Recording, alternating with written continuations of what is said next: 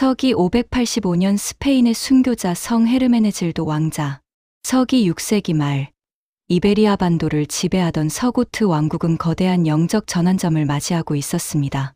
당시 왕국은 아리우스파라는 신학적 배경 위에 세워져 있었습니다. 아리우스파는 성자 예수를 성부 하나님과 동일한 본질이 아닌 창조된 피조물 중 으뜸으로 보는 교리였습니다.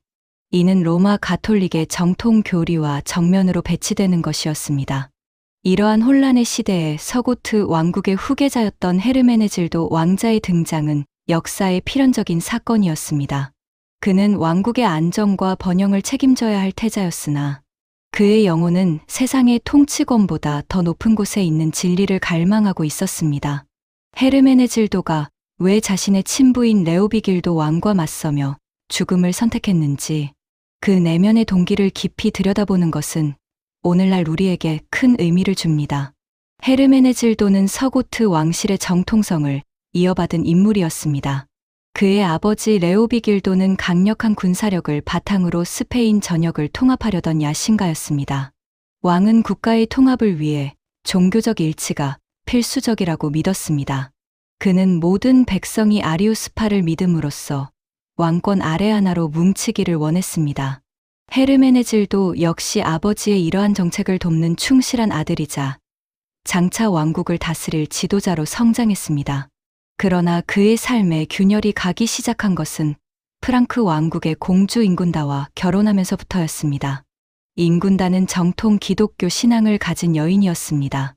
그녀는 서고트 왕실에 들어온 순간부터 아리우스파로의 계종 압박을 받았습니다. 인군다를 향한 시어머니 고이스빈타의 박해는 상상을 초월할 정도로 잔인했습니다. 고이스빈타는 인군다를 때리고 강제로 아리우스파 세례를 받게 하려 했습니다. 하지만 어린 공주는 피를 흘리면서도 자신의 신앙을 굽히지 않았습니다. 헤르메네질도는 옆에서 이 모든 과정을 지켜보았습니다. 그는 아내의 연약한 육신 어디에서 저토록 강인한 정신이 나오는지 궁금해하기 시작했습니다. 왕궁의 화려함 뒤에 숨겨진 종교적 독성과 폭력을 목격하며 헤르메네질도의 마음속에는 진리에 대한 의문이 싹트기 시작했습니다. 그는 단순히 아내를 사랑해서가 아니라 아내가 목숨 걸고 지키는 그 신앙의 실체가 무엇인지 탐구하기 시작했습니다. 이 무렵 헤르메네질도는 세비야의 주교 레안드로를 만나게 됩니다. 레안드로는 당대 최고의 신학자이자 정통신앙의 수호자였습니다. 왕자는 몰래 레안드로를 찾아가 교리에 대해 질문을 던졌습니다. 예수는 누구인가? 하나님과 예수는 어떤 관계인가에 대한 근원적인 물음이었습니다. 레안드로는 성경을 근거로 예수 그리스도가 창조된 존재가 아니라 영원 전부터 성부와 함께 계셨던 참 하나님이심을 증명했습니다. 헤르메네질도는 이 진리를 접하는 순간 가슴이 뜨거워지는 경험을 했습니다. 그는 아리우스파가 주장하는 피조물로서의 예수가 아니라 온 인류를 위해 자신을 내어주신 구원자 예수의 신성을 깊이 신뢰하게 되었습니다. 왕자의 계종은 개인적인 사건을 넘어 정치적인 선전포고와 같았습니다. 그는 세비야에서 공식적으로 가톨릭 세례를 받았습니다. 그리고 자신의 이름을 요한이라 바꾸었습니다. 이 소식은 수도 톨레도에 있던 아버지 레오비길도 왕에게 전달되었습니다. 왕은 격노했습니다. 아들의 계종은 왕실의 권위에 대한 도전이자 왕국 통합 정책에 대한 정면 반역이었기 때문입니다. 레오비길도는 아들에게 즉시 톨레도로 돌아와 아리우스파로 복귀할 것을 명령했습니다. 하지만 헤르메네질도는 거절했습니다. 그는 하나님을 아는 지식에서 물러날 수 없었습니다. 그는 이제 땅의 아버지가 아닌 하늘의 아버지의 뜻을 따르기로 맹세했기 때문입니다. 레오비길도 왕은 아들을 회유하기 위해 사절단을 보냈습니다. 왕관과 영토, 그리고 막대한 재물을 약속했습니다. 그러나 헤르메네질도는 대답했습니다. 세상의 모든 왕국을 얻는다 해도 그리스도를 잃는다면 그것은 가장 비참한 패배라고 말입니다. 왕자의 이러한 태도는 서고트 왕국 내의 정통 신자들에게 큰 용기를 주었습니다. 박해받던 이들이 왕자를 중심으로 모여들기 시작했습니다. 헤르메네질도는 의도치 않게 신앙의 자유를 위한 저항군의 지도자가 되었습니다. 그는 세비야 성문을 닫아 걸고 아버지의 군대에 맞섰습니다. 이는 단순히 권력을 빼앗기 위한 내전이 아니었습니다. 진리를 지키기 위한 처절한 영적 전쟁의 시작이었습니다. 레오비길도 왕은 강력한 대군을 이끌고 세비야를 포위했습니다. 전쟁은 수년간 지속되었습니다. 헤르메네질도는 포위된 성 안에서 굶주림과 질병에 시달리는 백성들을 보며 괴로워했습니다. 그는 자신이 항복하면 백성들은 살 수 있을 것이라는 유혹에 시달렸습니다. 하지만 그가 항복한다는 것은 곧 정통신앙을 포기하는 것을 의미했습니다. 그는 밤마다 눈물로 기도하며 하나님의 뜻을 구했습니다. 그는 고난의 상황 속에서도 신자들과 함께 미사를 드리며 영적인 힘을 얻었습니다. 그의 특징은 어떤 위기 속에서도 하나님을 찬양하는 찬송을 멈추지 않았다는 점입니다. 그는 이미 죽음을 각오한 순교자의 길을 걷고 있었습니다. 결국 세비야는 함락되었습니다.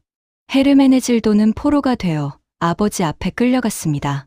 레오비길도 왕은 차마 아들을 죽이지 못하고 타라고나의 어두운 감옥에 가두었습니다. 감옥 생활은 왕자였던 그에게 말할 수 없는 수치와 고통을 안겨주었습니다. 차가운 벽과 습한 공기 속에서 그의 건강은 급격히 악화되었습니다. 그러나 그의 영혼은 감옥 밖의 왕궁에 있을 때보다 더 자유로웠습니다. 그는 감옥 벽에 성경 구절을 새기며 묵상했습니다. 주님은 나의 빛이요 나의 구원이시니 내가 누구를 두려워하리요라는 시편의 고백은 그의 유일한 위로였습니다. 그는 육신의 속박보다 영적인 배교를 더 두려워했습니다. 서기 585년의 부활절이 다가왔습니다. 레오비길도 왕은 마지막 승부수를 던졌습니다. 아리우스파 주교를 감옥으로 보내 헤르메네질도에게 성체를 받으라고 제안한 것입니다. 주교가 건네는 성체를 받기만 하면 모든 것이 용서되고 다시 왕자의 지위를 회복시켜 주겠다는 조건이었습니다. 이는 가장 교묘하고 강력한 유혹이었습니다. 단 한 번의 타협으로 목숨과 권력을 동시에 얻을 수 있는 기회였습니다. 그러나 헤르메네질도는 그 주교를 향해 꾸짖었습니다. 당신이 전하는 성체는 진정한 그리스도의 몸이 아니라고 단언했습니다. 그는 잘못된 교리를 가진 자의 손에서 베풀어지는 성사는 영혼을 살리는 것이 아니라 죽이는 독과 같다고 말했습니다. 헤르메네질도는 주교를 감옥 밖으로 쫓아냈습니다. 그리고 그는 홀로 무릎을 꿇고 주님께 고백했습니다. 주님, 저는 당신의 진리를 위해 기꺼이 죽겠습니다. 저의 죽음이 이 땅의 흑암을 몰아내는 빛이 되게 하소서. 이 소식을 들은 레오비길도 왕은 마침내 이성을 잃었습니다. 그는 사형 집행인들에게 즉시 아들의 목을 치라고 명령했습니다. 부활절 전야 어두운 지하 감옥으로 사형 집행인들이 들이닥쳤습니다. 헤르메네질도는 당황하지 않았습니다.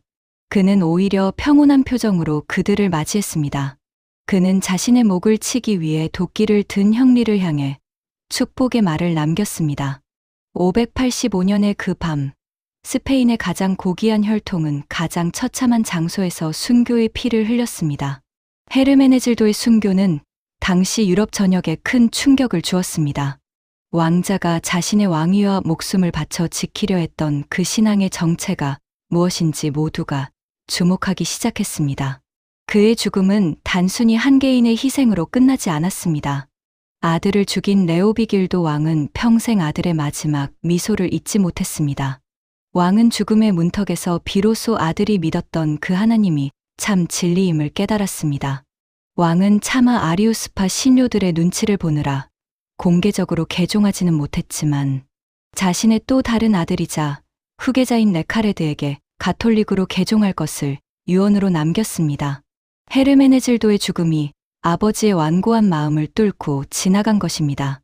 헤르메네질도가 죽은 지 불과 2년 만인 587년, 새로운 왕 레카레드는 서고트 왕국 전체의 가톨릭 개종을 선포했습니다.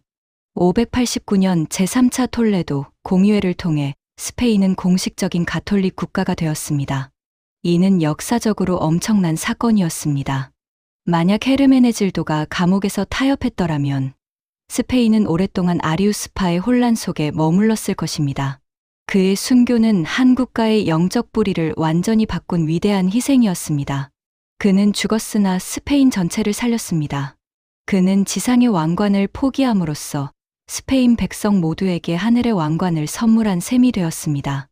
우리는 헤르메네질도의 생애를 통해 진정한 통치자가 무엇인지 배웁니다. 진정한 통치자는 사람을 다스리는 자가 아니라 하나님께 다스림을 받는 자입니다. 그는 왕자의 권위보다 그리스도의 종된 신분을 더 자랑스럽게 여겼습니다. 헤르메네질도의 동기는 단순한 고집이 아니었습니다. 그것은 영원히 변치 않는 진리에 대한 사랑이었습니다. 그는 1400여 년 전의 인물이지만 오늘날 현대인들에게 명확한 메시지를 줍니다. 세상의 유혹과 압박 속에서 당신은 무엇을 선택하겠습니까? 당신의 자존심과 안락함을 위해 신념을 버리겠습니까? 아니면 진리를 위해 고독한 길을 걷겠습니까? 성 헤르메네질도는 순교의 순간 자신의 동기를 입증했습니다. 그는 죽음의 공포 앞에서도 흔들리지 않았습니다. 이는 그가 바라본 곳이 이 땅의 형장이 아니라 영원한 하나님 나라였기 때문입니다. 그의 삶은 짧고 비극적이었으나 그가 남긴 영적 유산은 1000년을 넘어 지금까지도 스페인의 신앙적 정체성을 지탱하고 있습니다. 세비야의 들판에서 그가 올렸던 기도는 지금도 우리 영혼을 울리고 있습니다. 헤르메네질도가 가졌던 그 뜨거운 신앙적 정절은 오늘날 타협과 적당주의에 물든 우리에게 큰 경종을 울립니다. 우리는 그처럼 우리에게 주어진 고난의 십자가를 당당히 지고 나아가야 합니다. 기독교의 역사는 헤르메네질도와 같은 고귀한 희생자들의 피 위에 세워졌습니다. 우리는 그들이 남긴 영적 유산을 먹고 자라는 자들입니다. 헤르메네질도가 585년 스페인 땅에서 흘린 피 한 방울은 헛되이 사라지지 않았습니다. 그것은 역사의 물줄기를 바꾸어 유럽 문명의 기틀을 닦는 밑거름이 되었습니다. 성 헤르메네질도의 고귀한 발자취를 기억하며 우리도 삶의 자리에서 신앙의 정조를 지켜야 합니다. 세상이 주는 왕관에 현혹되지 말고 주님이 주시는 영광의 면류관을 바라보아야 합니다. 헤르메네질도 왕자가 보여준 그 용기 있는 선택이 우리의 삶 속에서도 재현되기를 소망합니다. 성 헤르메네질도의 순교를 기리며 우리는 다시 한번 복음의 승리를 확신합니다. 아버지가 아들을 죽이는 비극 속에서도 하나님의 계획은 멈추지 않았습니다. 죽음은 결코 진리를 가둘 수 없습니다. 헤르메네질도의 희생은 스페인 땅에 새로운 신앙의 소망을 열어주었습니다. 그의 헌신과 사랑 그리고 마지막 순간의 담대한 용기를 우리는 영원히 잊지 말아야 합니다. 타라고나의 차가운 대지를 따뜻한 피로 적셨던 그의 뜨거운 심장이 오늘 우리의 가슴 속에서도 고동치기를 바랍니다. 성 헤르메네질도 왕자의 거룩한 이름을 찬양하며 대본을 마무리합니다.